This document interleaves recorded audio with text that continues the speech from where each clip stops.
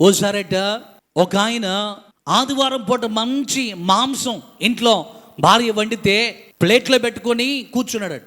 కూర్చున్న తర్వాత యూజువల్గా దేవుని బిడ్డలు ఏమని ప్రార్థన చేస్తారో మనం ఏమని ప్రార్థన చేస్తాం? ప్రభువా, ఈరోజు ఇంత మంచి ఆహారమును నాకు ఇచ్చినందుకు వందనాలు. క్రైస్తవ బిడలంగా దేవుని పిల్లలంగా మనం ప్రార్థన చేస్తాం. కానీ ఆయన దేవునికి విరోధమైన ప్రార్థన, వ్యతిరేకమైన ప్రార్థన చేయడం ప్రారంభించాడు.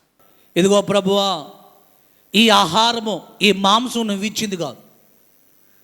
నేను కష్టపడ్డాను, నేను ప్రయాసపడ్డాను, నేను చెమటోచి సంపాదించుకుంటే నా డబ్బుతో ఈ మాంసాన్ని కొనుక్కుని వచ్చాను, ఇది నా కష్టార్జితము అని అన్నాడట.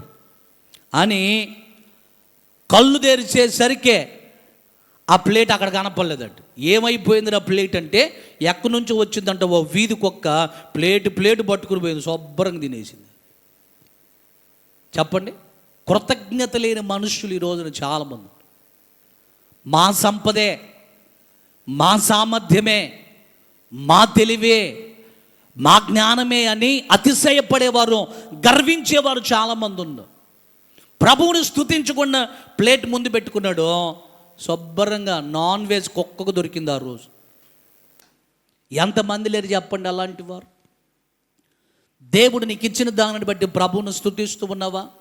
దేవుడు మనకిచ్చిన ప్రతి దానిని బట్టి, దేవుడు మనకిచ్చిన ఆహారమును బట్టి, ప్రభు మనకిచ్చిన ఆరోగ్యమును బట్టి, ప్రభు మనకిచ్చిన వస్త్రములను బట్టి, ప్రభు మనకిచ్చిన గృహమును బట్టి, ప్రభు మనకిచ్చినటువంటి బిడలను బట్టి, ప్రభు మనకిచ్చిన ప్రతి దానిని బట్టి, అయ్యా ఇవన్నీ కూడా నీవు ఉచితంగా నాకు అనుగ్రహించిన ఈవులే ప్రభువా అని కృతజ్ఞతా హృదయముతో, ఒక మంచి మనస్సు కలిగి ప్రభువుని మనము స్తుతించేటువంటి వారముగా